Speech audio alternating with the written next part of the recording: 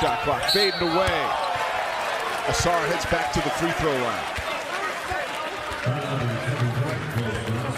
And the head man of the Utah Utes, Craig Smith. Get a look at him. Feisty personality. 4th season as Utah's head coach. 17-2 at home last season. They have won 11th straight here at home, have the Utes. And Craig Smith had talked about, hey, they've been knocking on the door for the postseason for the NCAA tournament. This year, Scott, they're ready to bang it down. Yeah, they would have, busted it down last year. They lost their starting point guard, and that kind of derailed their season. But look at the jump from year to year. 11 wins in his first year, 17 years, year 2, and then last year getting over that 20-win plateau, 22-5. So flat out changing the culture here in the running youth program. Early struggles from the free throw line for Ausar, 1 of 3. St. Mary's 4 of 6 from the floor, 1 of 1 from beyond the arc so far. Sharp shooting has them out to a 9-6 advantage.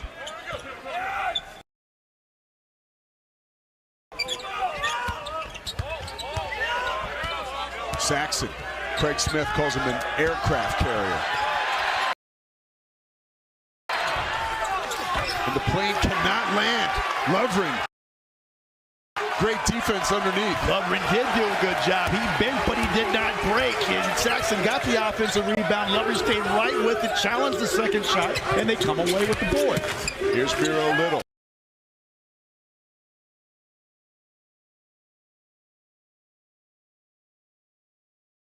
Brahma Bulls going down at that right block. And Lovering said, hey, if you're going to back me down on one end, I'm going to come right back at you at the other end. That's going to be a fun matchup to watch all night long. Yeah, and Lovering really still kind of playing his way into shape. He missed the first 5 games with an injury. Now he's back. In the past 2 games, he's had double-digit point performances. Now he ended up on the free throw line because of Saxon's second foul. Yeah, that's going to be big on getting that second one on Saxton, and it looks like they have substituted. Yeah, he's off the floor. He had to go to the bench early here with 16:10 to play. He's a primary rebounder. They run a lot of their offense out of the high post with Saxton now out of pick and roll game that Marshallonis loves so much.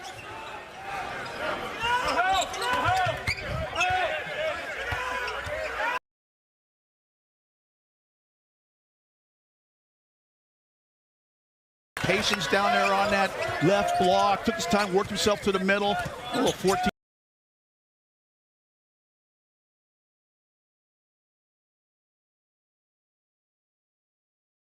Leaving Madsen.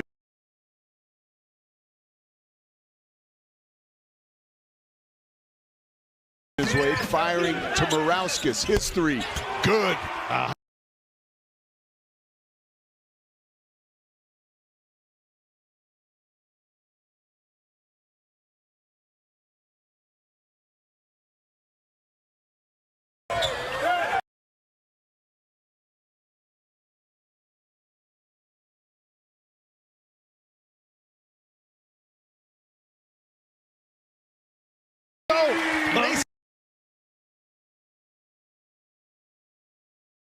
Off the bench with the tray. Well, the Madsen twins, I tell you what, got it's t-shirt night, so it's fitting before we get our first commercial break. They would both can a triple.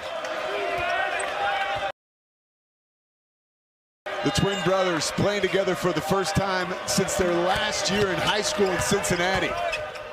Getting their money's worth early. Ross off the mark.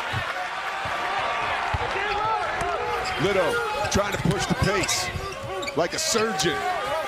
Madsen again, this time too strong. Lovering grabs the offensive rebound. Getting physical underneath with Wessels, the 7-footer. I got it for travel underneath there. Good job getting on the basket, getting that offensive rebound, but shuffle the feet underneath. Look at this one more time. You go inside for a bucket, then you step out behind the arc, knock down a triple, and then Madsen. Great job here, a little pick and roll there. Madsen comes off and cans the triple. We got ourselves a basketball game, Pete.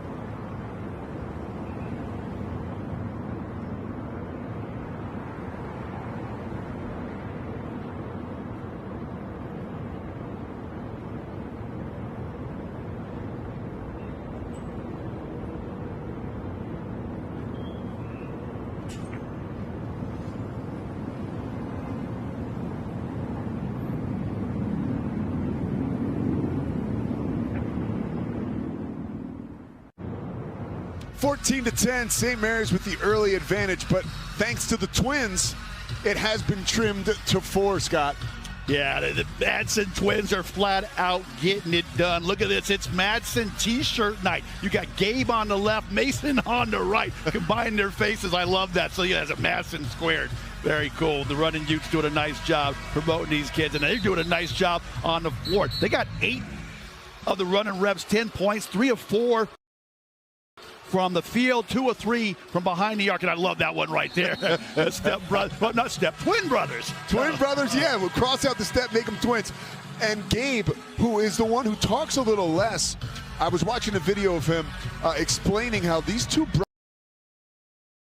brothers, they couldn't be any more different for guys who are twins, but they always come back together on the basketball court.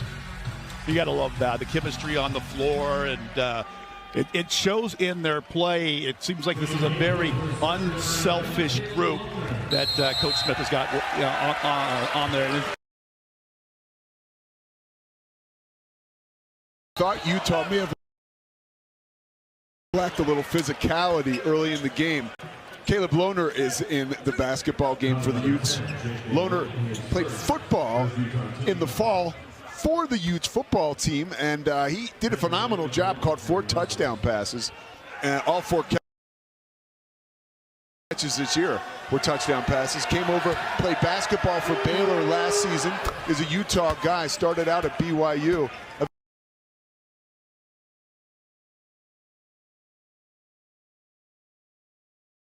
Certainly getting some early minutes here in the first half. That's a fully grown young man. He looked like he's still got a shoulder pad on out there. He came out there to shoot around today. Big smile, kind of lumbering around. A different body this basketball season. We'll see what he does with it. Gabe Madsen, wide right. Doesn't happen too often. Skying for the rebound was Jake Wallin. Well, I like that one by Coach Smith. Coming out of that timeout, right? Like I got my Madsen brothers knocking down triples. Let's see if I can roll the dice and pull one up here for Gabe, who's closing in on the all-time lead for 3-point field goals made by the Utah running Utes. Hunter Erickson drops it off for Gabe. Comes up short. That's how they like to play. They like to space that basketball, pour it out, get on the perimeter, and shoot the triple. Barrett from long range buries it. How about that? Got buckets from two different St. Mary's players now from behind the arc. Pushing that lead up to 9 now.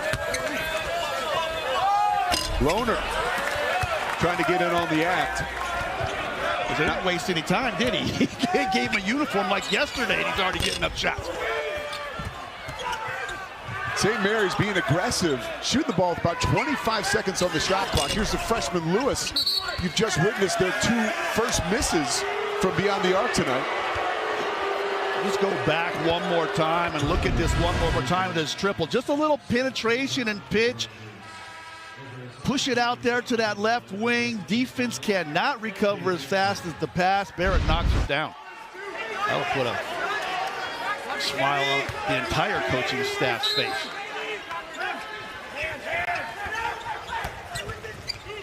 Barrett leaving Dawes behind, off the window and in. See that little hizzy off the right wing there? Had 2 players on him. They both kind of gave up thinking that Barrett was going to come out and circle back out, and then we get a steal on the other side here. St. Mary's getting after it on both sides of the floor. Yeah, keep your eye on Mikey Lewis, a freshman you got to watch. Look at this. Barrett just takes it on the right wing, little penetration, just that little hesitation, dribble, freezes the defenders, and he goes right to the bucket. So he's not knocking down triples. He's driving it to the cup. And there's been a lack of continuity this year with the big men for the Utes as we've got an offensive foul. Injuries early on, right? We talked earlier about Lovering missing the first 5 games. Keller missed the first 5 games. Couple of injuries hit this team. Lohner was not with the team, and we just saw it play out there. You would have liked a little bit of help coming over when Barrett went to the hole. Lohner was late to react. We're watching it come together before our eyes tonight for the Utes, as we were told by Coach Smith. Yeah, it's like baking a cake, and we're still seeing them pulling out all the ingredients, right? It's like it's not even in the oven yet. They're still trying to mix everything up, and it's different. You're playing some small ball early on. Now you got to start working the bigs in there, where there's defensive assignments, and sometimes those defensive assignments are not getting covered correctly. Assar finds Erickson, clean look at a tray. Off the mark, Dawes skies for the rebound, gets tied up. Jump ball. I like that. Both of these young men going after the glass, getting on there, 4 hands on that ball, and good job by the officials, making sure that there was a jump ball call.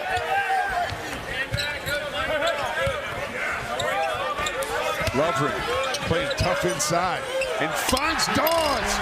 Keanu Dawes, the Salt Lake City native, back home, banging home for 2. Movement without the basketball. So key when you're struggling to get something going offensively. You got to have players willing to cut to that basketball without the ball.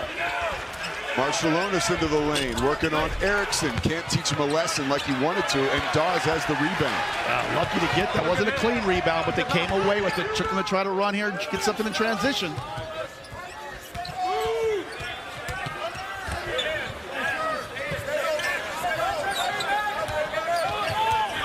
Madsen draws 2 off the dribble. In and out, no good. Utes have struggled from beyond the arc so far, 2 of 7.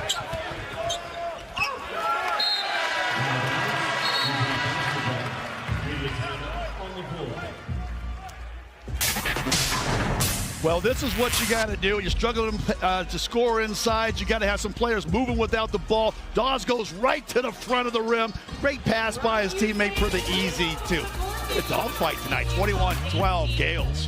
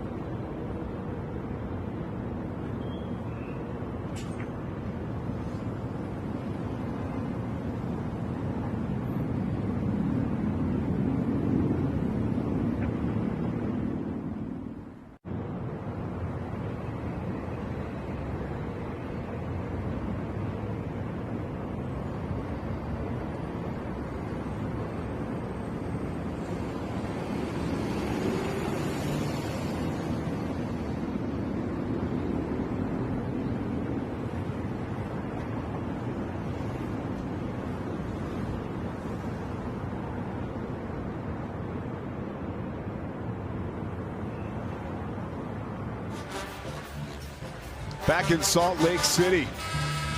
The snow has been late to fall this season, but hey, if you want to see ice cold, look at the Utes so far tonight. 2 of 7 from beyond the arc. They are usually much better than that, Scott. You got to imagine the troubles shooting from deep have led to this 9-point deficit. Yeah, but give St. Mary's some credit at getting out there and contesting some of these shots and putting these shooters under duress. You had the Madsons got those 2 early, but it's been, like you said, quite chilly outside. It was chilly outside when I walked off the street this morning, 31 degrees. I'm Phoenix. I'm not used to those kind of temperatures. The guy played ball in Chicago forever. He played Milwaukee. He walked to Walgreens for about 5 minutes, and he hasn't stopped talking about it since. Oh, 0.2 of a mile nearly killed me. Warm inside, and really, we'll keep going with the temperature. St. Mary's has been hot from beyond the arc. They are 3 of 5, and we talked about the struggles from 3 for Utah. That's the difference right there. Yeah, they're getting it done on the outside and knocking down shots. I think it's kind of confused this Coach Smith bunch as far as them looking to fire up the 3, so they're getting some clean looks as the Utah's packed it in size, but they're also getting on that glass as well. They got 6 offensive rebounds. We have barely 11:30 left, 11:29 left to play in this game, so 4 second chance points, but you're really getting on that offensive glass, and if you're getting on that offensive glass, then Utah cannot run. You saw Chris Pacey right there talking with Craig Smith. Apparently one of the clocks is out here. The play will continue, and that was what that short delay was all about. Erickson using his body to create space. Had Lewis all over his back. First foul of the freshman. So that is the clock that is out. Basically, the clock on the back of the basket, which is not facing the court, so good enough. Yeah, I think the only one the players would really could be concerned if you're sitting in that right hand or left hand deep corner over there in front of the Utah bench is about the only way you would ever really use that clock. So shouldn't be much of a factor. Sheriff Johns controls, goes left. Great take. Didn't get the finish you wanted. Yeah, you nailed it. A strong, aggressive drive. We used to call that the $10 move, but the 10-cent finish. Could not finish off the glass.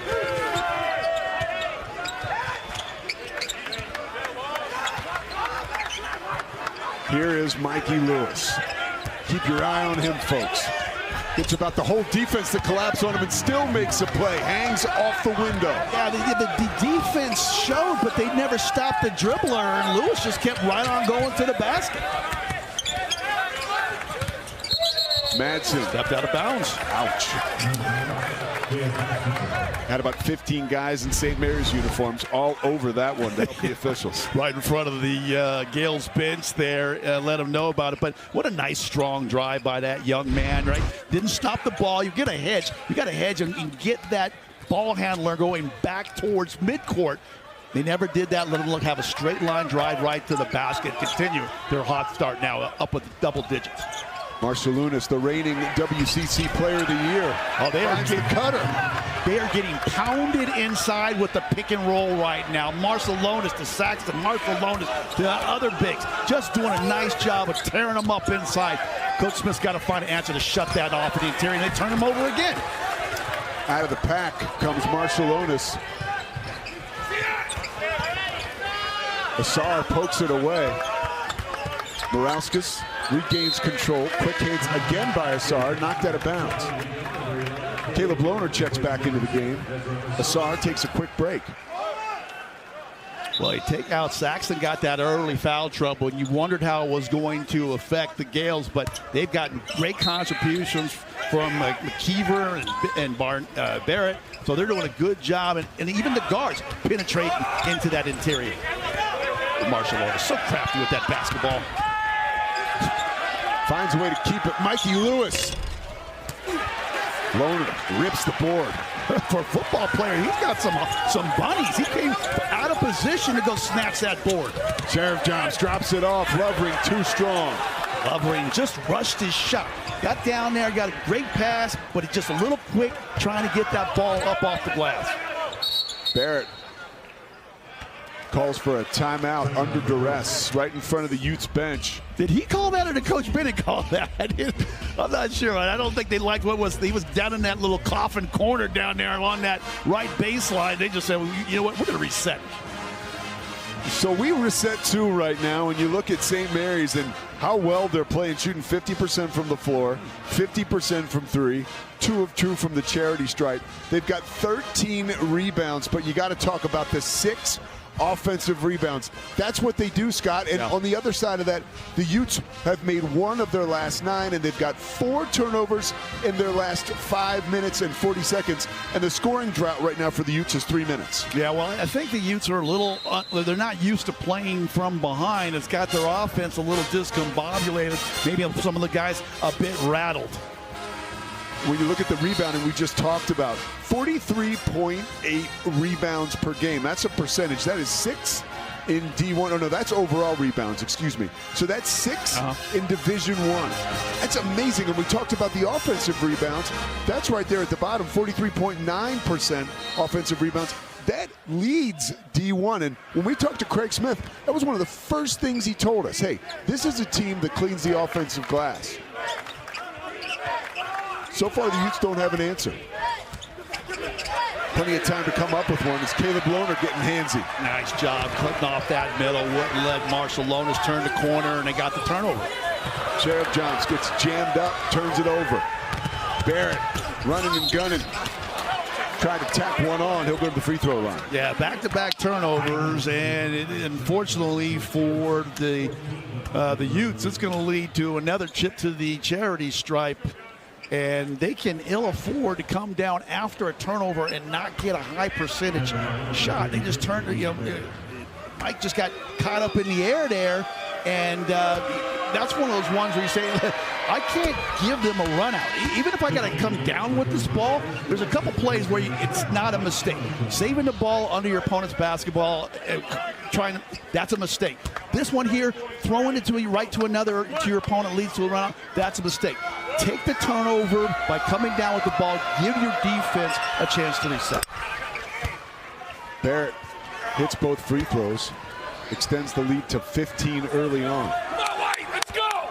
Utah hasn't scored in almost 4 minutes. Yeah, largest lead of the game now. Madsen gets in trouble, bailed out by his brother. Miro Little, haven't heard much from him. There he goes. He says, hey, I'm here. Well, you take the veteran that was down there in Baylor, playing with some great backcourt players, understanding the situation. We got to get a bucket, and we're no more shooting these threes. I'm taking it strong to the rack. Little now, bodying with Barrett. He is physical, he is tough. Talking about Little, and we've got a foul on the floor on Little. Yeah, that's going to be the 5th team foul. So Little found himself in a bad way down there. Commits the foul. Is going to make St. Mary's reset the baseline out of bounds play. Mikey Lewis turns it over. Freshman mistake. Brothers in arms trying to capitalize. No good. Wallin had the easy bunny off the miss. Couldn't make it happen. Mason Madsen denied as well. Tough sledding early on for the Utes. They bit around that basket right now. They got that turnover, ran to the bucket, and it just seems like they're just a tick out of... Oh, look at that drive there, switching from the right hand to the left, off the glass for the easy bucket. I'll tell you what, right now, St. Mary's giving them all that they can handle, doing it outside, doing it inside. Look at this one more time here. Take it over from right to left, finish with the offhand. Beautiful basketball.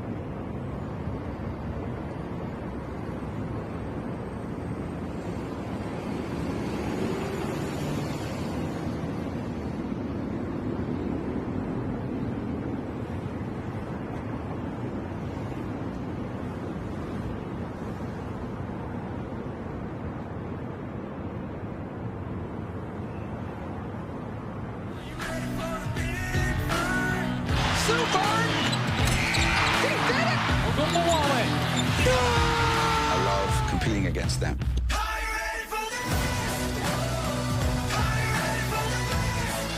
Back here in Salt Lake City as we get you set for some big time women's basketball coming up. And look at this, Paige Beckers and Hannah Hidalgo. I mean, you want to see entertaining hoops, look no further than this matchup right here in front of us, Scott. That's going to be a fantastic matchup. I really like Euchers. She's phenomenal. 61% from the field is what this gal's shooting.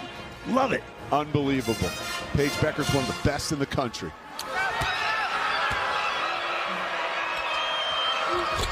Finishing touches put on the three-point play. Lead extends to 16 now for the Gales.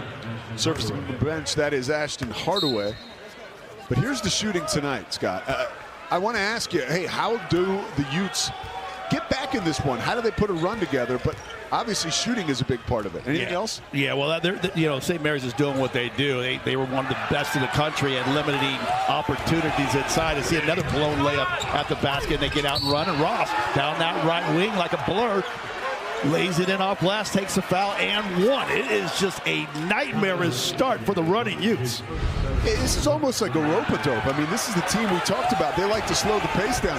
They have been getting up and down and running in transition, showing off know-how. Just kind of, they know what to do. That's 5 seconds up and down the court. Yeah, and it has caught the running Utes by surprise. You know, a week off, maybe there's some rust on their game. They haven't had any live action. And then look at this, just trying to pass the ball 65 feet to the right corner.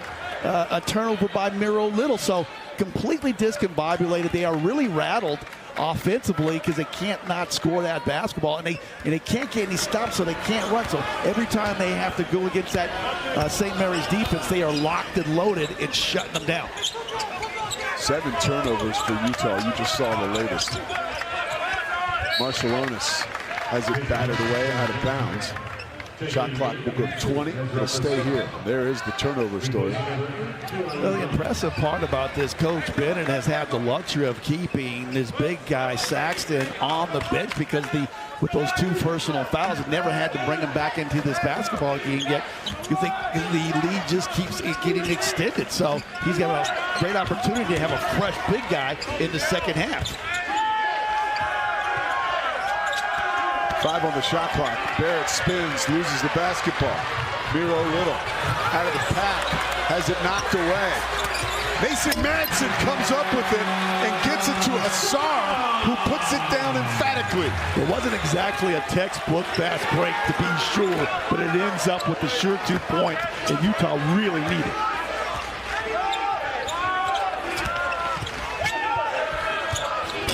Try from the corner by Hardaway, no good. Here comes Little. Putting the move on Marshallonis. Strong to the hole, up and in with the left hand. Well, there you go. You got a turnover, you get a missed shot, you get opportunity to run, you get 2 buckets inside, you got the crowd back into it, you're feeling a little bit better about your game suddenly. Now, the Utes have made 3 of their last 10 field goal attempts. 2 of those 3 were dunks, the other that layup from Little. Knocked out of bounds. That Gabe Madsen's trying to say that it was a double tap and then it actually went off a Gales offensive player, but I don't think the referees are buying what he's selling down along that right baseline.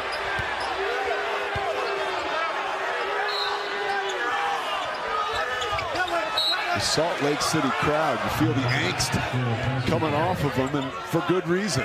Well, listen, that's what Utah needs to do, right? They need those deflections. They need those steals. They got to discombobulate this St. Mary's offense that's operating at high performance right now. Ross, who was born in Salt Lake City, grew up here, has a lot of tickets out tonight for this game. Said he wanted to show out in front of his fan section. Trying to show out there, maybe trying a little too hard. Miro Little. Bang! Oh, Gabe Madsen trying to show off his bunnies on that right wing. A little unlucky as that ball halfway down the rim. Spit back out. Hardaway, pump fake, pulling the trigger. Talk about famous fathers. I played with his father, Penny, in Phoenix for a year.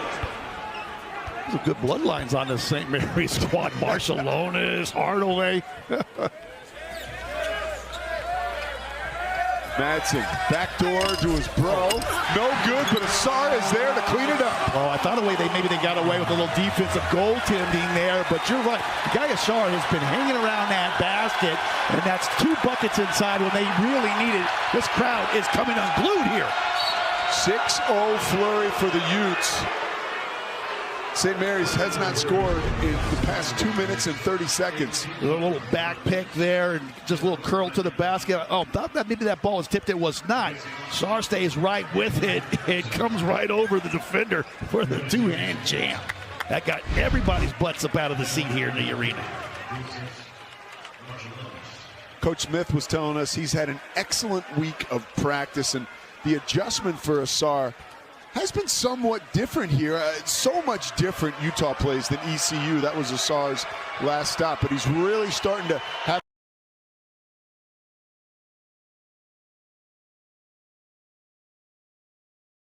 free throw.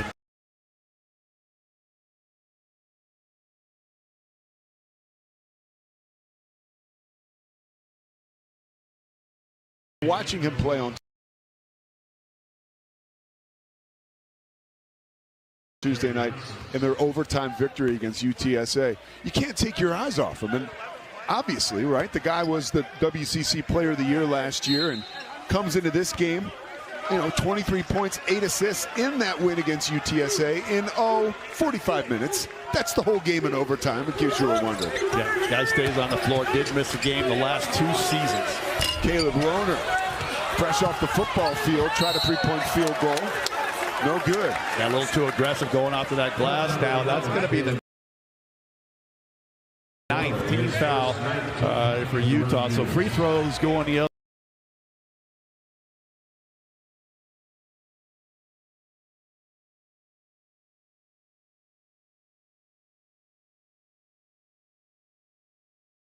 Coach Bennett, he's got to be.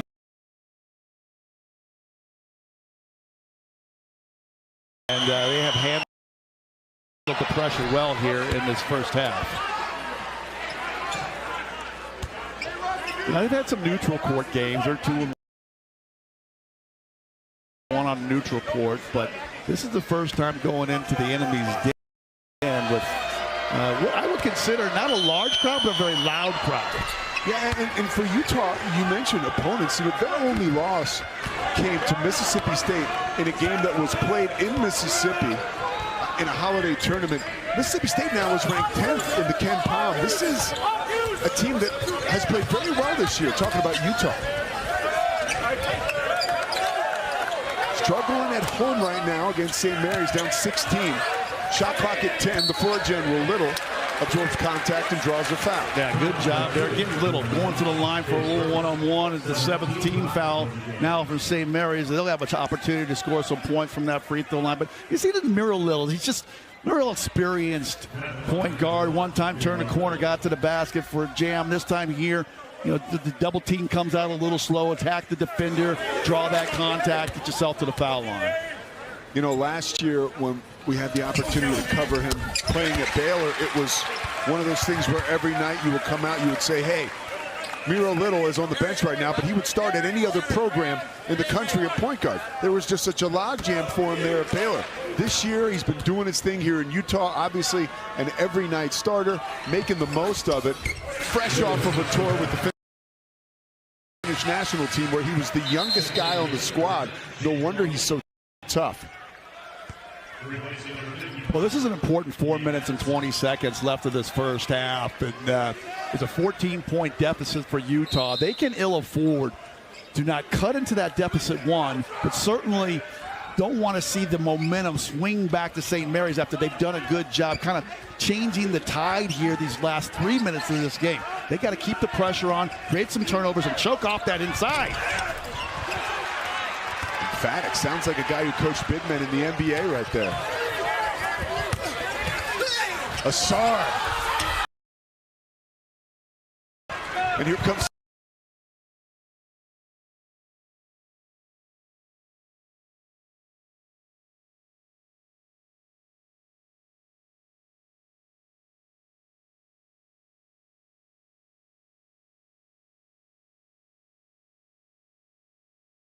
all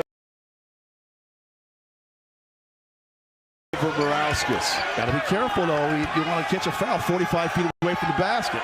Shot clock at 5. Dale's got to go. Lohner hits the deck. Morauskas under duress from Erickson. Air ball. Great defensive possession by Utah when they really needed to stop. Fans letting them know that one did not draw any iron. The old air ball chance, always a fan favorite. Lohner, he hasn't been shy tonight. That's a great move by Lohner, moving without that basketball. Got that thing, 12, 14 feet from the basket, but his momentum carrying him away from the basket. He left it a little short. After he gets some more reps playing basketball again, that's going to drop. Lohner 0 of 4 tonight, coming over from the football team. And there's a guy who has been darn near perfect. Morauskas again on that right corner, deep right corner. So hard for the defense to rotate all the way out and challenge a shot. He got a clean look. When you're up 14, that basket's as big as a hula hoop. Finds nothing but the bottom of the net. Back up.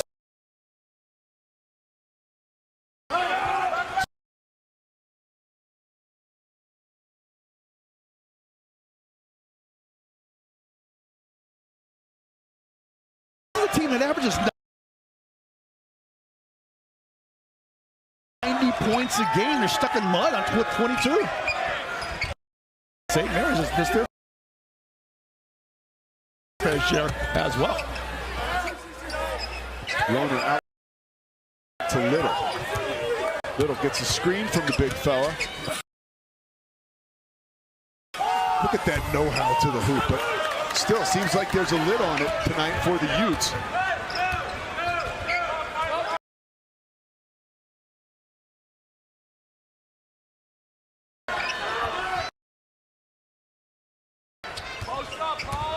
Marciulionis.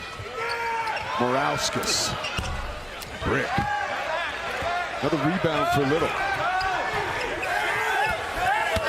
Asar wants it. Up and under.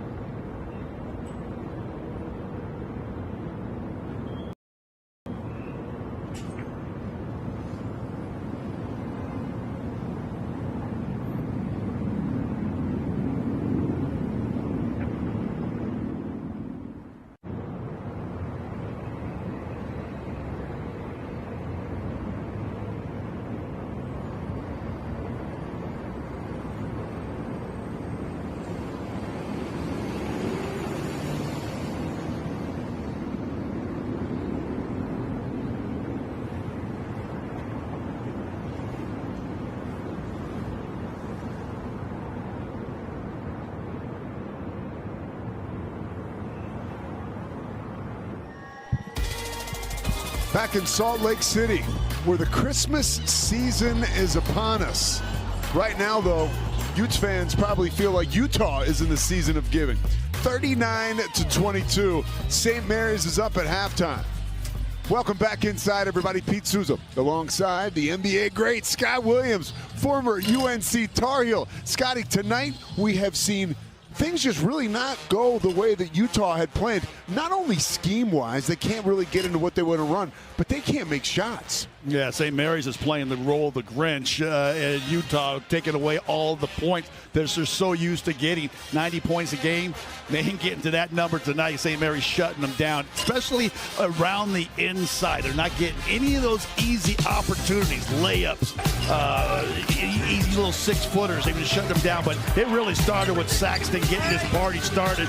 A little pick and roll. He's got 4 points, and Barrett, he's wonderful. When Saxton got in foul trouble, he got 7 points. But this guy right here, Marialskis, wow, does it with the right hand, switches over, does it with the left hand.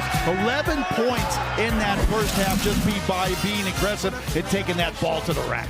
So here's the game summary for you. Utah shooting 24% from the field. You're just not going to get it done like that. And you mentioned Marialskis, 11 points, 2 of 5 from 3, 4 rebounds. The Madsen twins collectively on twin night here in Utah, in Salt Lake City. The T-shirts are abound. Unfortunately, the points in production have not been for these two, but they've got a whole second half to take another stab at it. Yeah, they had those 8 points early in this basketball game, and it's 14-10. We talked about that right before the break. Things were looking good for them, but it's like that curse of the bobblehead, right? Like you had your bobblehead night, and you got all the friends and family from the neighborhood showing up and getting a free bobblehead, and you go out and you lay an egg. So the good news for the Madsen twins is they got another 20 minutes of action to get it right. Two of us sitting here at the scores table, lucky enough to call this game. Only one of us had bobblehead night, and it wasn't me, partner. Hopefully you played a little bit better than you just inferred right there. Yeah, well, listen, if you're Coach Smith, you probably had a little stern talking to your team saying, hey, listen, we've had a week off to prepare for this game. Nothing when we did worked in that first half. Can light a fire underneath your bunch. Say, hey, we may not win this game, but I know we're going to compete better than we did in that first half. Go out there and show it to these friends and family you got sitting in the stands. And there is Gabe Madsen, a basketball savant. And just a different guy altogether, but the kind of different guy you absolutely love to root for.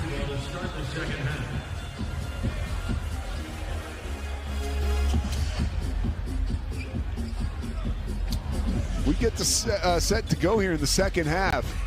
Utes have their work cut out for them, down by 17 at home. Yeah, I got Big Saxton back in this basketball game to start the second half. He sat the whole first half with foul trouble. Here they go with that first play. They ran the first game, that high pick and roll, and Utah was ready for it. Utes trapping out of the half. Top of the key. Marshallonis doesn't waste any time. Rims out for him. Miro Little streaking up the court. Yeah, like that. Get the stop, get the rebound cleanly, and get out and run. Madsen, too strong. Lid still on the basket here in the second half for the Utes, who didn't score in the final 4 minutes of the first half. Marialskis pulls up from 15 feet, buries it, and he'll get a chance to tack on one more. Correct me if I'm wrong, but I believe this is his third opportunity where he has scored the field goal and has an opportunity to go to the line for the three-point play. But look at that man-sized screen by Saxton.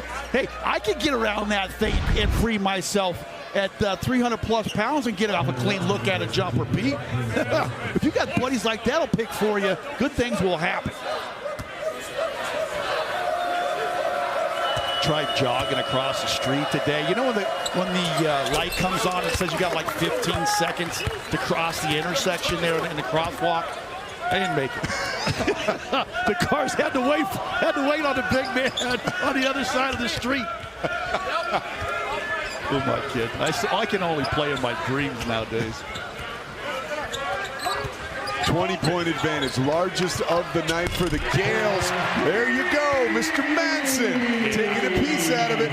Yeah, and I believe that was the same thing Saxton did. Lovering did a nice job screening for his shooter, getting him a clean look. So hopefully that'll be one of those buckets that get the Utes going here.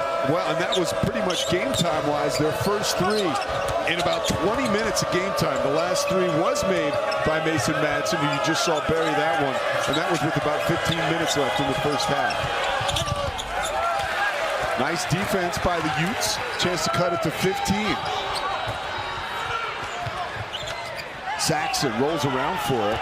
Could have called a travel there, did not.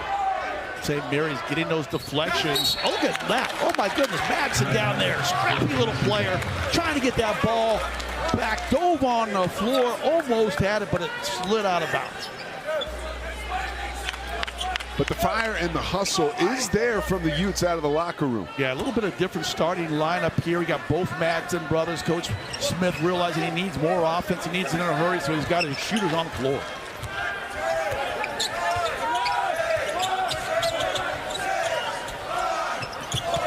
Shot clock at 10. Ball caroms into the hands of Saxon. Bodies with Lovering. Another chance for a three-point play coming up for the Gales.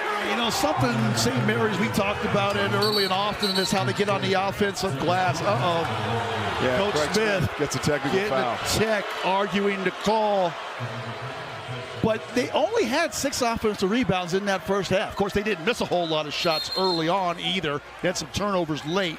But they only had 6 offensive rebounds, which was a -4, and only 4 second chance points, which was a -3 in that first half. So that's not really what killed the Utes. It was everything else that they were doing about getting to the basket and getting themselves to the free throw line as well.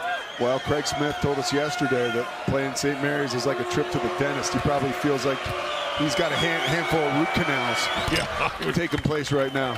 Yeah, Dennis got the drill out and is going to work on his chompers on a root canal. But look at that one more time. Just a fortuitous bounce, the way that thing came over to Saxton. He one dribbles, drop stepped it right to the basket. And poor free throw shooter, shoots under 50%. Let's see if he can complete the three-point play. And cannot. And Coach Smith's complaint was, hey, he went straight up with that, did Lovering, but to no avail. Foul is called and extra mileage out of the technical. Oh, there's Gabe Madsen. Knocks down a tray. Miro Little. I love Gabe Madsen's shot, but I love Miro Little way he took the ball inside, sucked the defense down below the free throw line, then finds his shooter out there on the three-point line. The Utes lead the country in assists per game at 21.3. That was just their 7th of the evening. Shot clock at 3. Barrett tied up with Little. They hit the ground. Saved by the bell, possibly, was St. Mary's. I know it's impossible to know this when you're out there scraping, but I think Utah would have been served better not to get the jump ball. Well, they did. You know what? They gave him the shot clock violation. Oh, they give him the shot clock violation. They say the shot clock violation came first. No, we were all kind of figuring that one out, Scott. Well, anyway, a great defensive possession yet again by Utah, because you can see now that they got that cattle prod out a little bit, and they're playing harder here in the second half. Gabe Madsen drops it off for Lovering. That's like running into a brick wall when you run into Saxon down there in that middle. Miro Little with Saxon out of the paint takes advantage. Well, he did not try to attack Saxon on that left side. He said, let me.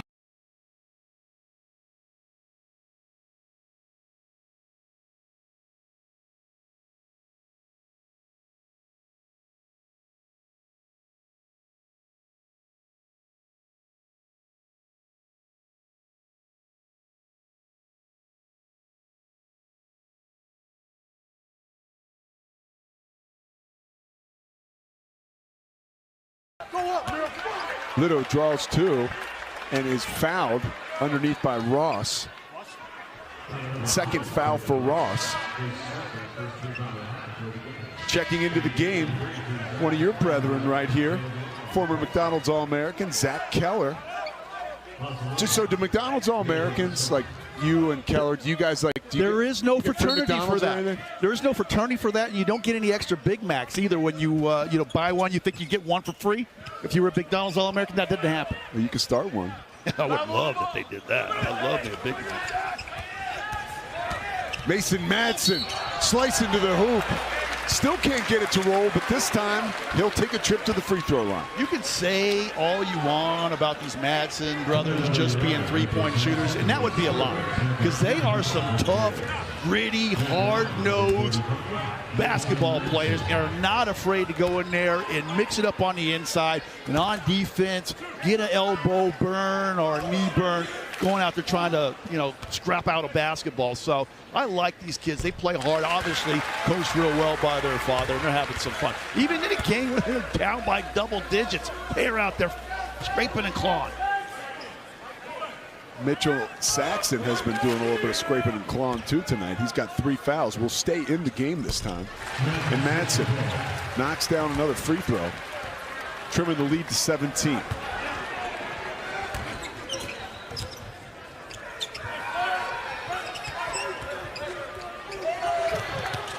Wow, aggressive trapping defense by Utah. Oh, Coach Smith really hot. Thought that was a palming violation, possible travel along that half-court stripe. Keller trying to extend, and it worked. Defense looks better out of Utah here in the second half. I know it's early, but it just looks better. Oh, sense of urgency. You said it, Miro Little. With the stutter step, will take a trip to the free throw line. So the Utes come out of the locker room like gangbusters. A different team, inspired basketball. We'll see if they can keep it going.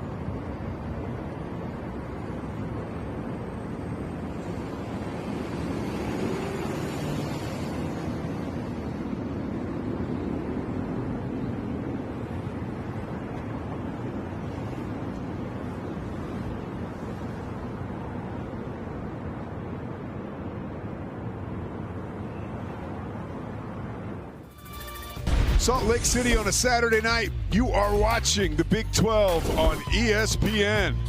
St. Mary's right now.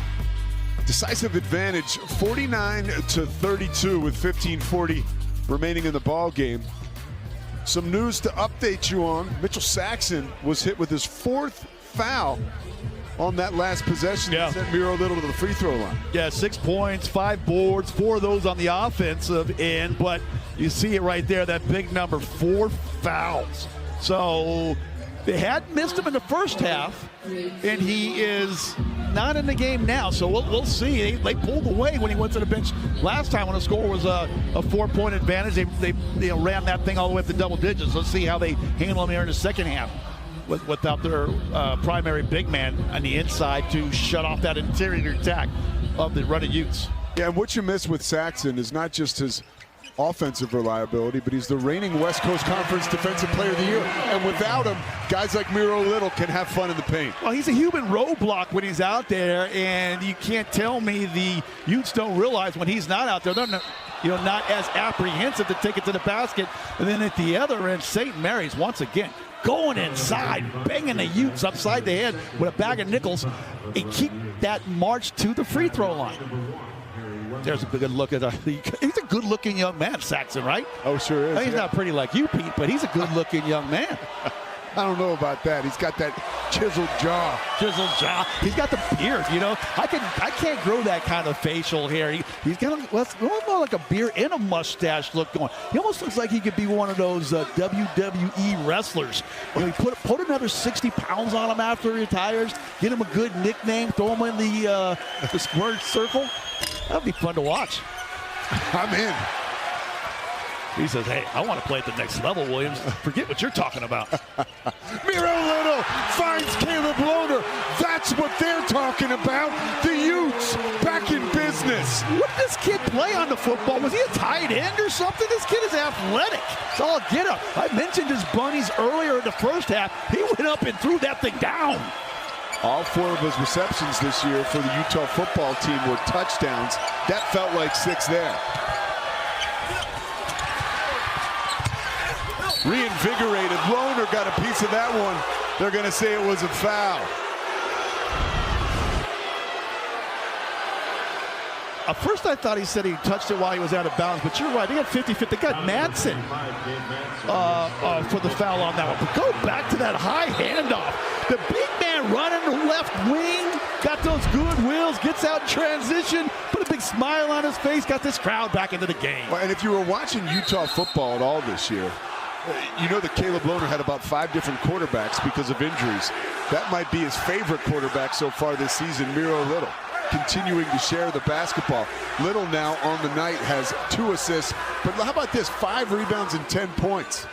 Yeah, Little does a good job. One of the leaders in six assists a game, one of the leaders in college basketball. And I know they say, hey, listen, I can pass these guys, but they can't make some shots. I can't get any assists. Ross flips it to the corner. 10 on the shot clock. Barcelona's trying to restore order. Pumps it into the corner. Ross floats. Rebound Little. 6 of the night. Energy better for the running Utes right now. 6-0 run. Make it 9-0. Oh, Gabe Madsen trying to put his team on his back. Scrappy defense leads to an easy opportunity on the left wing from 3. This place is going bananas.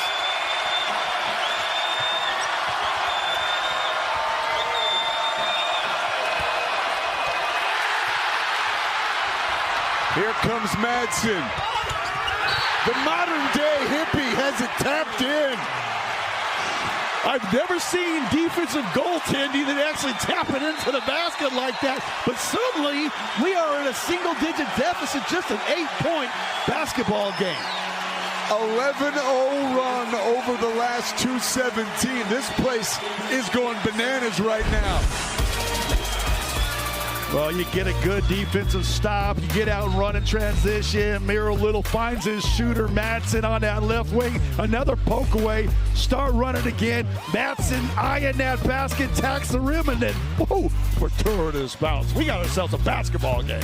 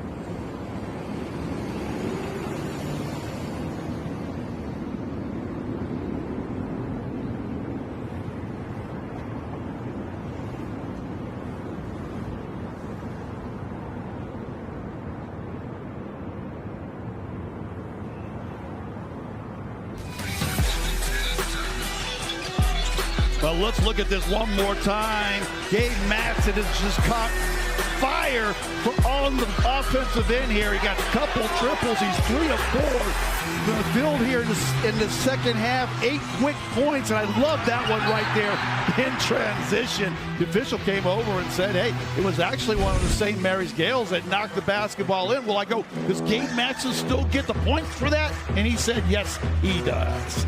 Referee Darren George clearing it all up for us at the timeout there. And yeah, Gabe Matson, 8 points in the second half, all on 3 of 4 from the field, 2 of 2 from beyond the arc. He is getting it done, and he's got his Utes back in the ball game alongside his brother.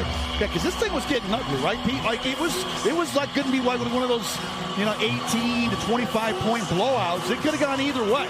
And it's Matson who's come out here and has just got this crowd back into the game. He's got his teammates' attention, and they are ready to fight these last 14 minutes.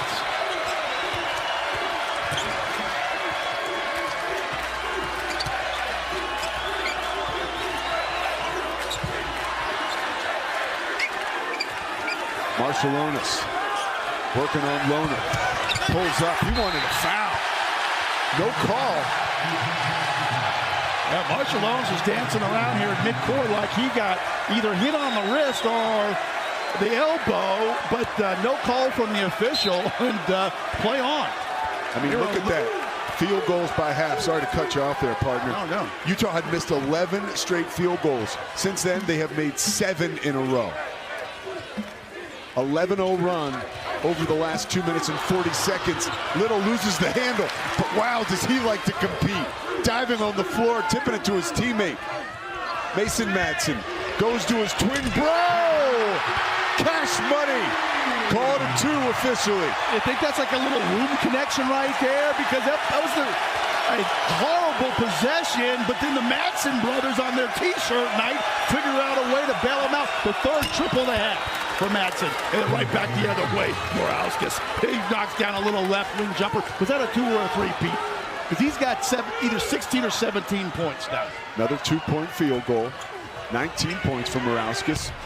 Mason Matson hoists the 3, but there's Caleb Loner, fresh off the football field. 2 more points. This guy was running gassers a week ago. Now he's out here getting on the offensive glass and getting the team 2 more points.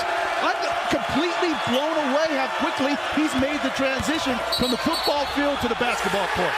The run is 16-2. You got an offensive foul. He hooked the defender down along the baseline. They're taking away those 2 points. Sorry to cut you off there, partner. What a game. I'm so excited. I want a jersey. Look at this one more time. Morauskas is having his way from behind the arc. So you push up on him, make him do something a little bit different, put it on the floor, and just that right hand. See that right hand just hooking behind the defender. The official's going to call that one every time.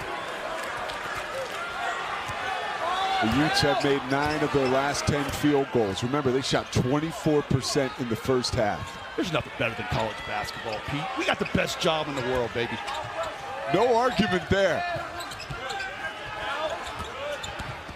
Mason Matson picks up his dribble.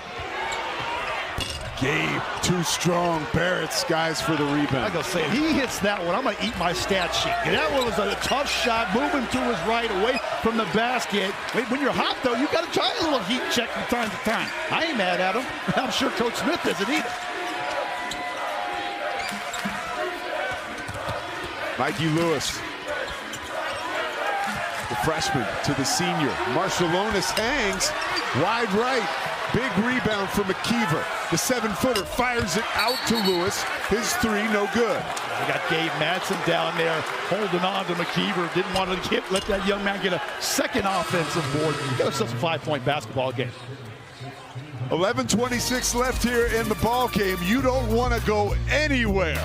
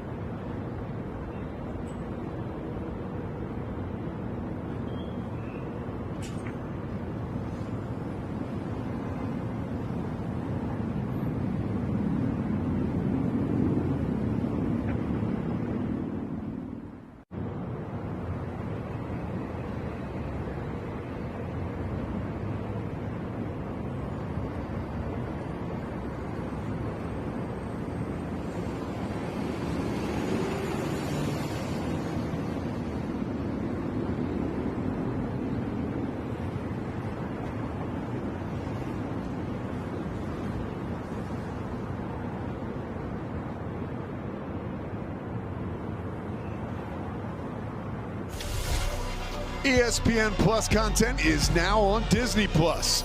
Good news. Bundle subscribers can stream live events, original content, and studio shows from ESPN Plus. Start streaming now. Actually, hang on till after this game's over. Right? I mean, I've got 11:26 left here, and this has been quite the ball game. Yeah, don't take your attention off of this one. We got a couple of heavyweights battling out there. Morauskas out one end for St. Mary's, 7 of 11, 3 of 7 from 3 for 19 points. And Gabe Madsen, he's hot as fish grease in the second half here. He's got 11 of his 16 points in the second half, and he's knocked down 3 triples. Scotty had to break out the readers for that one. Impressive. Oh, you outed me. I didn't want people to know I can't see the front of the rim anymore, Pete. I can't see it. I got glasses on right now, and they're actually broken. I broke them before the last game I did, and I haven't had a chance to replace them. So you play hard over here at this table. I can see you snapping some glasses. The basket by Utah, number 55 at 13:08. Scoreboard has it as a 3-point goal. It is a 2-point goal confirmed by replay. So we don't get much right, or at least I'll talk about myself. I don't get much right, but I did have that right. It was a 2-point goal all the time. So now the lead is not 5, it is 6, 51-45. McKeever called for the offensive foul. The skyscraper swinging his arms a little too wide. Oh, okay, I missed that. Yeah, the officials don't like when you get those elbows out a little too far. It's okay to hold them out, but when you start swinging them out and you catch a defender, especially if you're hitting them around the shoulders and higher, they're going to whistle you every time for that. Yeah, chin the basketball, get those elbows out, but don't swing them from side to side. Unless you just really want to hit, make somebody use yellow at the end of the evening. Madsen loses the handle. They fight for it. We've got a jump ball. Yeah, Keller came over here and tied it up. So it's going to go back to, wait a minute. We had a 24-second shot clock violation. It wasn't a jump ball. So the ball's going to stay down here on this end with Utah. You got that right. Here's the second half stats. Looks like Utah's been getting it right. 75% they have shot from the floor. 3 of 5 from beyond the arc. On the other side of that, St. Mary's has been struggling. 12 points on 31% shooting. Well, their last game out, they had a large lead, 20-plus lead against University of Texas San Antonio. And San Antonio went zone, ended up kicking that game to overtime. So they've had a tough time finishing in the second half. Madsen sprawling out on the floor after the miss. Marshallonis goes the other way. He's met by Erickson. Trying to go down low to Morauskas again. He's got that 19 points. They're trying to feed the hot hand. Shot clock at 10. Mikey Lewis, the freshman, tried to whip it over his head. Intercepted by Miro Little. Little looking for a pick 6. No foul.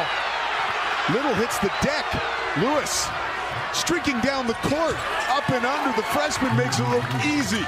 Yeah, Coach Smith couldn't believe that all that contact down and around the basket. His guy Little didn't get the call, but that's one thing you just gotta let that go and get back on defense. You can't give up a transition bucket. Keller sticks the jump hook. Now that's a nice solid move by that young big man. For all you young players out there, he didn't try to do too much with it. One power dribble right between his legs, and then a little right hand flip that he shot 10,000 times with a high percentage bucket. Yeah, Keller playing in only his 3rd game of the year. He was injured early in the season as well. Looks like he's warming up. Lead is 6.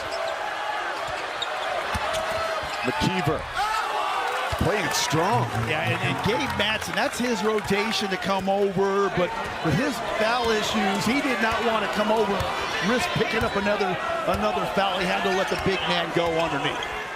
3 fouls on Gabe Madsen. Little whips it to the corner. It makes it there. Waleed. Foul is on Lewis. Waleed had a nice little head and shoulder move, and I don't think Lewis bought on it. I think might be one of those makeup calls down along the basket. I guess it was on Morauskas down there. And They're going to go baseline out of bounds. This is what we got a chance to watch in the morning shooting round. We got a chance to watch Utah go through their baseline out of bounds plays. Let's see if they can execute and get a bucket right here. Little in the paint, finds Lohner. Lohner, boy, is he aggressive. I mean, again, this is a guy that was wearing shoulder pads and a helmet just a few days ago. Well, he attacked the basket like he had on a mouth guard on this last play here. Doesn't get the first one, doesn't hang his head. Now look at that left shoulder, right into the chest of the defender with strength and power. Uses the basket to soften that shot for all you young players out there. When you're going to get that contact, use that glass, soften your shot. Now an opportunity to go to the line for the and one. This kid is impressing me. Yeah, Caleb Lohner, maybe it's the mustache, I'm not sure what it is, but playing differently this year. 11 points, excuse me, 4 points, 3 rebounds. Can't complete the three-point play, so the lead is 6. First game, I wouldn't expect him to be shooting too good from the free throw line, but he's doing a lot of the hustle plays to get these Utah team back in this basketball game. The freshman, Lewis, finds Barrett. Barrett's 3 in front of his own bench. Maybe rushed it a little. Off the mark. But do you see the way the running Utes now are more connected defensively? They are not getting burned inside with the dribble or the movement without the basketball. They are getting out to the shooters. Uh-oh, another stoppage of play here. Oh, they did. Looks like the shot clock is not accurate. Well, that's 26 seconds. They haven't changed it. Well, they come back with Big Mitchell Saxton. He's coming in for Kiever. So they're going to try to get a little bit more of a defensive presence inside, cutting off some of the Utah Utes action to the basket. But Saxton, remember, he got 4. One more and he's gone. So a little urgency maybe out of Coach Bennett to try to change the dynamic of this Utah attack. Randy Bennett doesn't look impressed. You think about that move, bringing the big back with the 8.5 on the clock. I like it. I feel like you got nothing to lose right now. And they were effective when he wasn't on the floor, so why not go on with him out there? Lohner loses the lob. Costly turnover. I should be asking you, what do you think about the move, having Saxton out there? He hasn't shown an ability to play without fouling, so I'm a little concerned that he might pick one up in the next 3 minutes, and they have to go 5 minutes in a close basketball game without him. But here he is working on Lohner. Foul is on Caleb Lohner, his second. Saxton will come back and be shooting free throws. 6-point edge for St. Mary's. Down the stretch we come.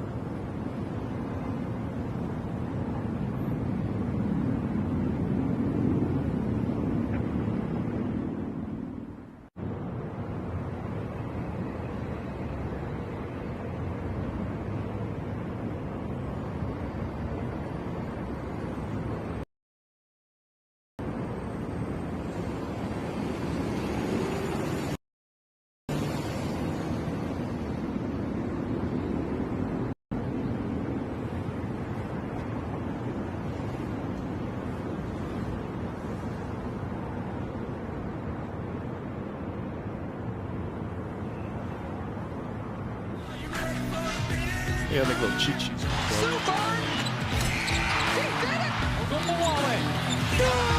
I love competing against them.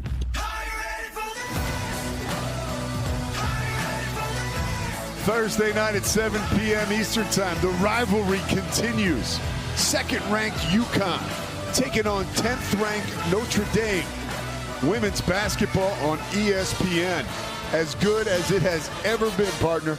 I have enjoyed the women's game more so in the last 2 years than I had in a long time. I love what the gals down in South Carolina can do, and I love watching this Paige Beckers up there at UConn, along with the Juju Smith over there. Juju Watkins, rather, over there at USC.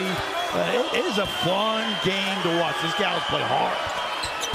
Saxton, 43% shooter, comes up 0 again from the free throw line. So Saxton and Lovering both on the floor with 4 fouls. Little trying to fit that into a tiny window, knocked out of bounds. Yeah, they like going to their, what is he, a tight end out there on the floor, the way he plays basketball like he plays football, but you can't force those, right? Like, if they're there organically, let them happen, but trying to force them between 2 defenders could have been disastrous. Lovering controls. Lovering has gotten a lot better throughout the course of this short season for himself. Been working with Mark Eilert, former West Virginia head coach, now an assistant here at Utah. Ball's knocked out of bounds. Yeah, well, and Lovering, the one that kept that alive now, 18 fouls on St. Mary's, so going to the line will be Miro Little. It's a big break for the Utes. They're in the 1-1 now with 7:30 left. Yeah, remember how early it was in the first half that St. Mary's was able to get in not only the bonus, but the double bonus. Rattles home. 9-hour time difference between Finland and Mountain Time out here in Utah. But his parents, both former basketball players, you can bet they are watching. Yeah, you think they're up watching us? Right? Oh yeah. Well, they're going to be loving the way Miro Little and his mates have fought back into this game. We got ourselves a 4-point game here and a ton of time to play. Can St. Mary's hang on?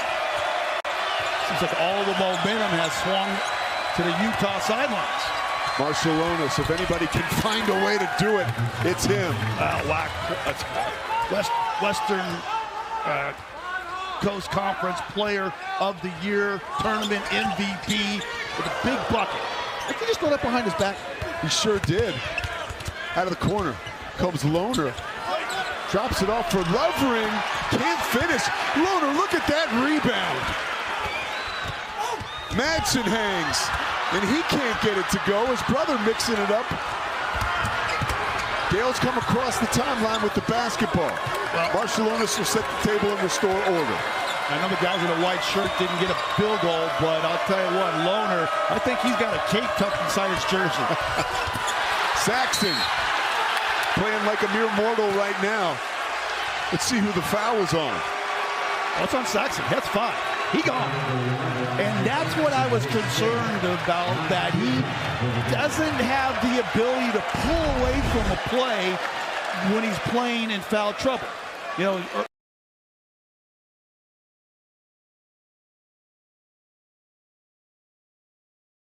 the ball, even though Lovering is in good position to get it.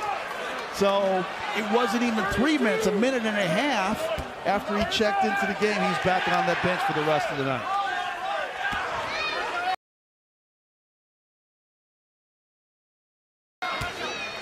So that'll do it for Saxton. 6 points, 5 rebounds on the night. Yeah, I didn't think Lovering was going to be able to go to the line yet. He hasn't had enough experience. He's been shooting them in practice, but it's different when your heart's pumping a little harder and the lights are bright. Marciulionis knows something about bright lights. Doesn't know much about turnovers, but that's his second of the night. Yeah, really good assist-to-turnover ratio generally, and he did a great job splitting the defense. He hooked a little left-handed pass. I think he thought his teammate was going to be higher on that wing. And in his defense, that's what you got to do. When your guy's driving to that basket, you got to get back into his field of vision. So it just did not connect on that. But I like that action by Marciulionis. So it is a 6-point game. Utah has struggled of late from the floor, making one of their last 8 scoreless, or no field goals rather, I should say, for 4 minutes. Miro Little in stride. Too strong off the heel. They like that little using the big at the three-point line, just leaving the ball for their shooters. We saw once for Gabe Madsen and once for Mason Madsen in that first half, and just couldn't get that one to drop there.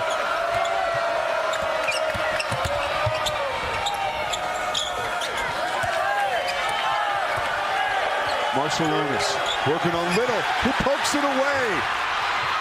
Gabe Madsen sliding out of bounds. Hot potato, go the other way. Well, Miro Little with the athletic hands, he just rips this one right away from it.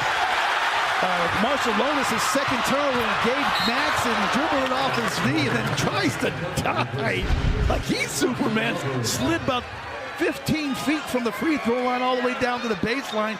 He even crashed into one of the Utah Utes cheer support down there on that baseline. She seems to be okay. Some friendly fire. Yeah. And there we go. There's Darren George right now, talking it over. What are they discussing? They're seeing if there was a change of possession, which would affect the shot clock. Again, that's Darren George and James Duke you're looking at. And now you see Coach Craig Smith talking it over with his squad. Well, I guess that does make a difference. Otherwise, St. Mary's would have a real short shot clock. To me, it was a clear change of possession that Madsen had gathered the basketball right around half court here. Even though he doesn't gather it cleanly, he clearly put 2 hands on it and then fumbles it off of his kneecap. What do I do?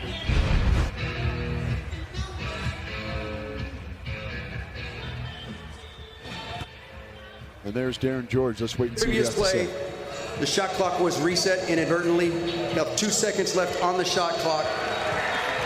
St. Mary's ball. Oh, wow. Big difference right there. I guess maybe a lucky break that Madsen doesn't come up with that clearly. Unlucky because he would have had an easy breakaway for the layup, but lucky for them that they're saying that there was no possession, and now they got to inbound the ball 90 feet away from their basket with only 2 seconds to shoot. Tough break by Coach Bennett's bunch. Look at Coach Bennett's like, I don't believe it. I'm surprised he's not completely freaking out.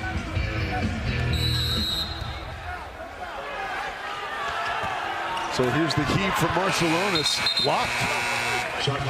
Blocked, but why do they stop action there? Because clearly they had the ball possession and were running for a fast break opportunity. So I don't know, I'm never, far be it from me to ever question the officials.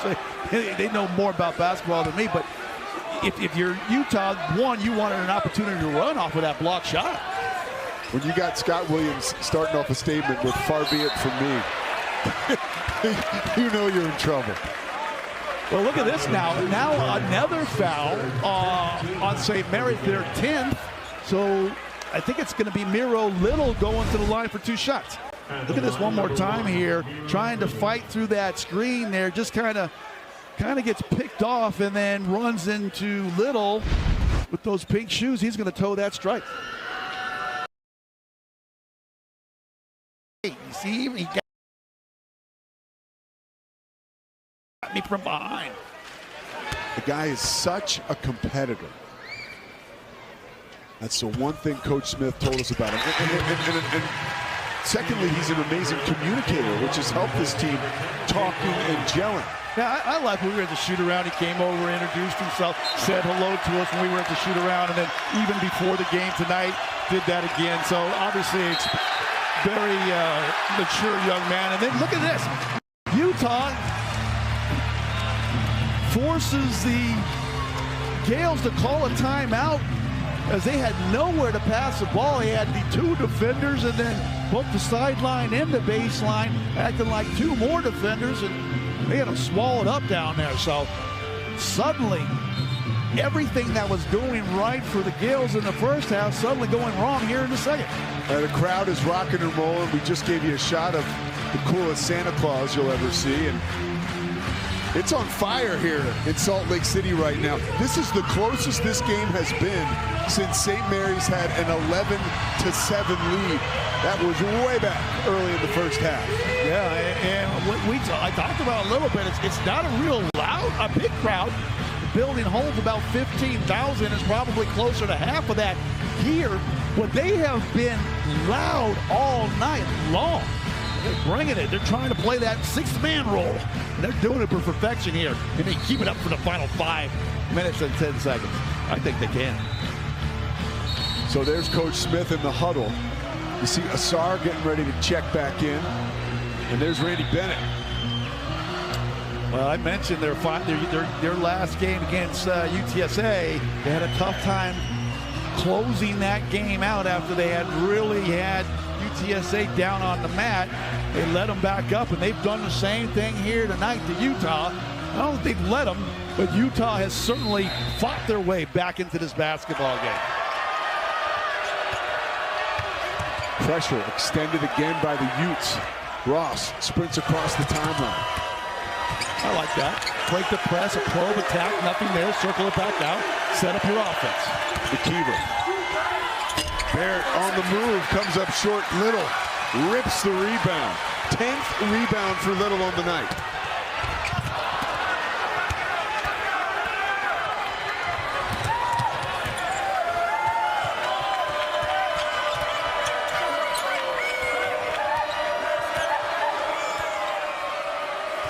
Ross resets.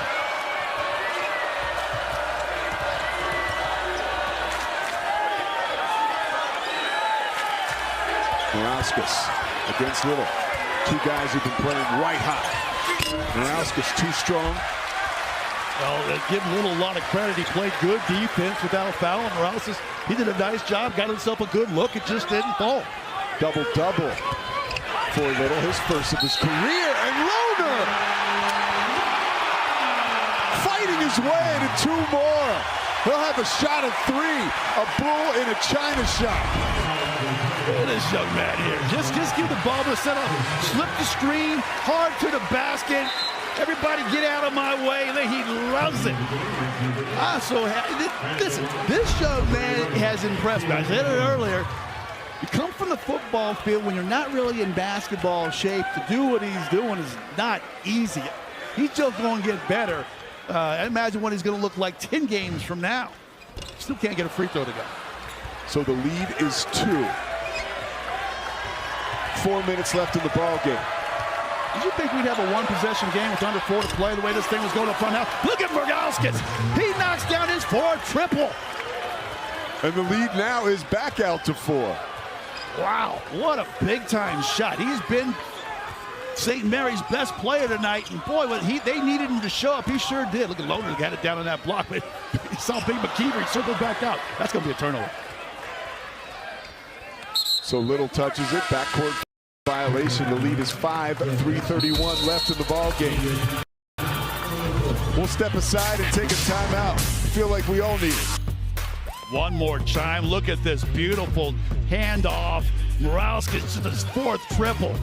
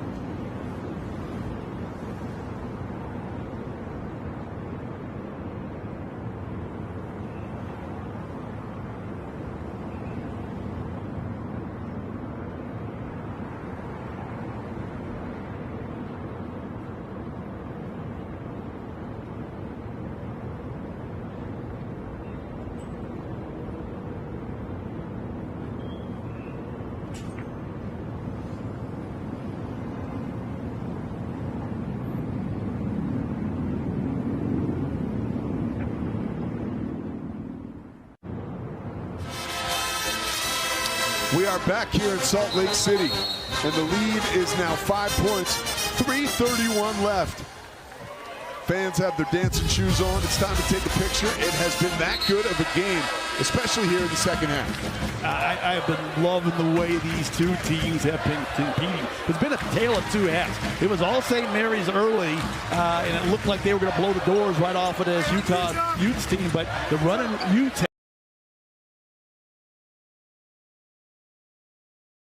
They were outscored 39-22. Utah has outscored St. Mary's 33-21. Let's see how things develop down the stretch.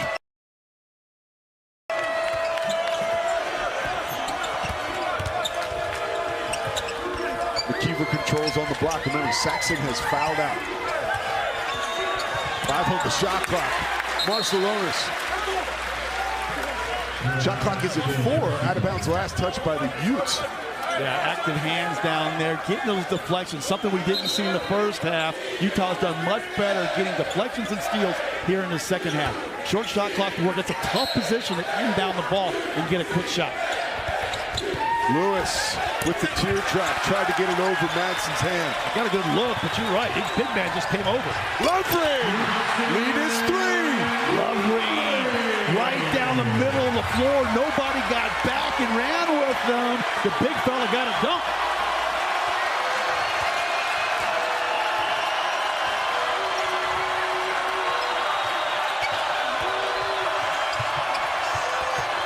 Decibel level in the stadium has gone way up in the second half. Barrett, nice pump fake. Finds a way to get it to fall. Barrett tacking inside. You're right. That was a nice, soft, friendly bounce off the away rims, and he gets it to drop in there. 62-57 with 2 minutes and 22 seconds to play. Miro Little with the double-double. Give him another assist. Lovering, 2 straight jams. Rim rocking here in Salt Lake City. Second time that they have not stopped Little from continuing his penetration, and he's able to deliver a high handle.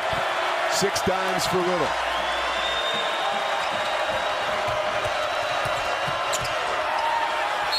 Morauskas, wow. Oh, no. The career night continues. Give him 25 on the evening.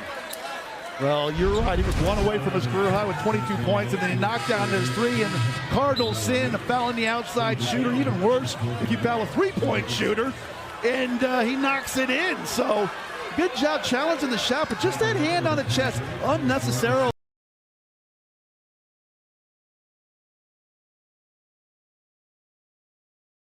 Yeah, give him a career high, 9 of 14 on the night, 5 of 9 from 3. Yeah, perfect 3 of 3 from the free throw line.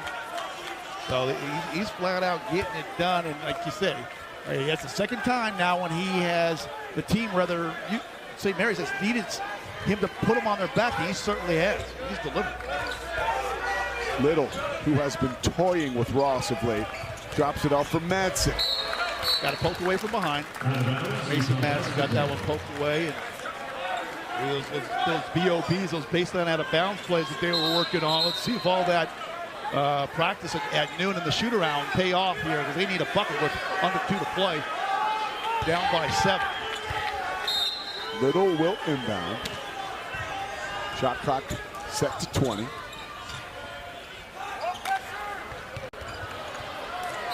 Knocked out of Lovering's hands. Yeah, McKeever, he's not quite sure if the action out of that right corner was accurate. And obviously, Coach Smith didn't feel it was either, so he got a quick timeout. We're going to talk this one over with 16 to shoot. 7-point advantage right now for St. Mary's. As far as the foul situation is concerned, Morauskas, 4 fouls for him. On the other side of that, Lovering has 4 himself. Morauskas, though, has been on fire. So important he stays in the game. 26 points. You've been talking about him all night long, Scott, and for good reason. Yeah, I mean, he's just done a fantastic job. He had Saxon a lot in this one. Marshall Lotus hasn't had the scoring night that he's had. And to St. Mary's credit, they found a hot shooter early in this basketball game, and they've been feeding him, and he's been delivering. So when you're on the road, you sometimes find somebody, not to say he's an unlikely scorer, but somebody that plays outside their normal capabilities, goes off for a career high 26 points. And that's been the story so far this year for St. Mary's. Different guys stepping up on different nights. And tonight, it has been all about Morauskas. Look at that. From 3, he's 5 of 9. The rest of the team, 2 of 11. Yeah, I mean, 9 of 14. That's getting it done. He got those 6 rebounds. He's playing some good defense. He's got some takeaways. He's got some deflections. So you're going to get an extra peanut butter jelly sandwich on the trip back to the airport tonight, or to the team hotel, wherever. I don't know if they're leaving town or not. But if you're Utah right now, you're in the double bonus. If you can get something going to the basket, try to get this a score, get 2 points with the clock stop. Lohner back into the game. Nice backdoor cut. Mason Madsen up and under to 2. The lead now is 5. Gotta love the backdoor action all night long. They've been coming over the top out of that corner. This time they snap it off. Coach Smith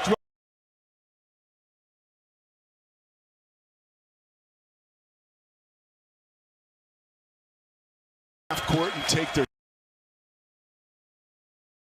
time. Utes need to stop.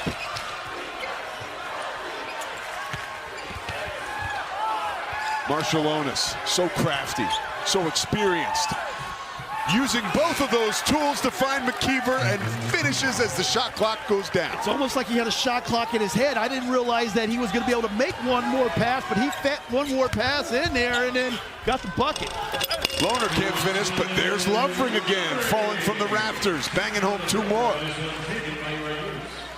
Yeah, then Utah gets a quick timeout to be able to set their defense. Now with 53 seconds to play, we got ourselves a 2-possession game. Look at this one by Marshallonis. I thought he had the move right here. He's going to take the shot right there, but he dished it off. And nice job. Was that McKeever? Quickly with the left hand to beat the shot clock off the glass. That was a beautiful possession. They used all 30 seconds, got a shot right from in front of the rim that they wanted, and killed a lot of that precious game clock. Augustus Marshallonis, Craig Smith called him the battery for St. Mary's, and that battery right now feels like an Energizer bunny. He has not stopped all game long. Remember, against UTSA on Tuesday night in overtime, he played all 45 minutes, scoring 23 points, a key component to that victory. Even now on a night where maybe the stat sheet isn't blowing up in your face as far as he is concerned, still finding ways to get teammates involved, a winning player. You know, I like it. He's just a smart basketball player, right? Like, that's the way his dad played. Like, he's just a real smart, athletic, intelligent basketball player, and the chips are on, you know, the biggest moments, he's going to make the right play. That's been perfect for him here in the second half, but that was a big play. Ross finds Marshallonis, who takes it across half court. Coming up on 45 seconds left in the game. Ton of time. No reason for Utah to panic and foul now. The game is a 2-possession one as it stands.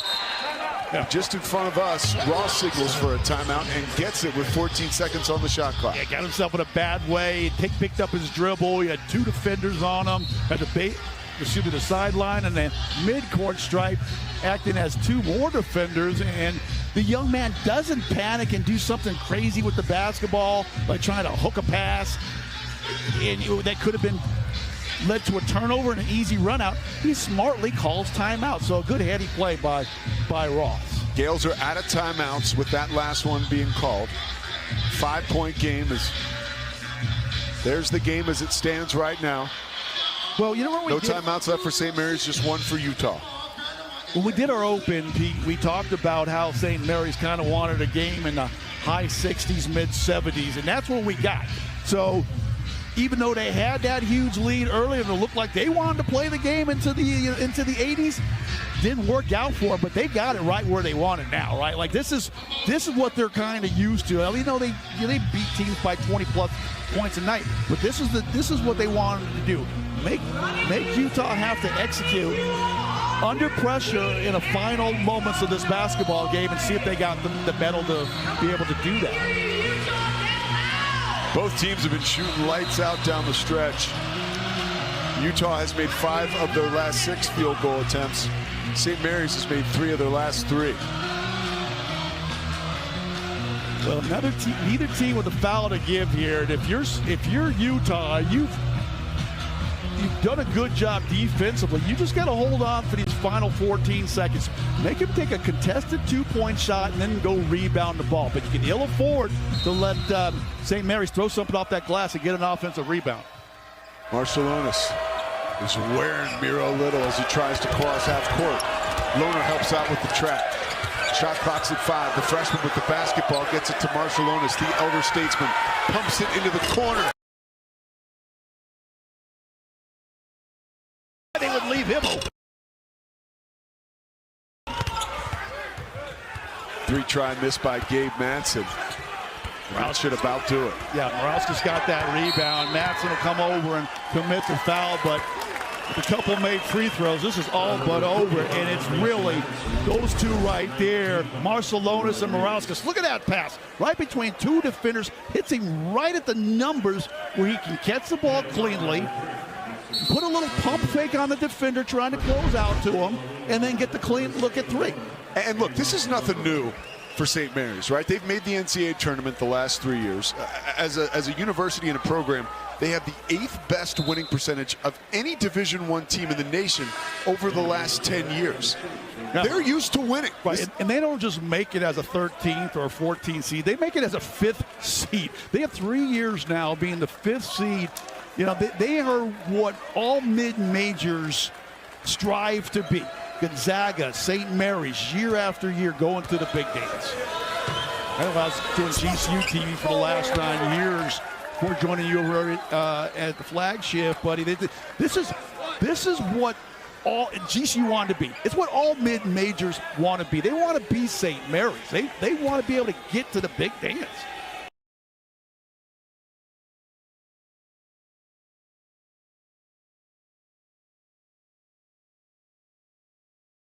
A lot of credit, 24 years strong, getting his team to the big dance and come on the road and get a big victory here. Wasn't always pretty, but they didn't break. They splintered a little bit, but they didn't break, and they get the victory. Well, and it has been a trip to the dentist's office today for Coach Craig Smith. He said that was his fear, and that's exactly what this has been. The win breaks Utah's 11-game home winning streak and gives St. Mary's a 72-63 final. Been a big night, especially for this guy. Marascus finishes with 29 points. That is all for us tonight. For Scott Williams, I'm Pete Souza saying so long from Salt Lake City. Final score, 72 for St. Mary's, 63 for Utah. For our entire ESPN crew, good night, everybody.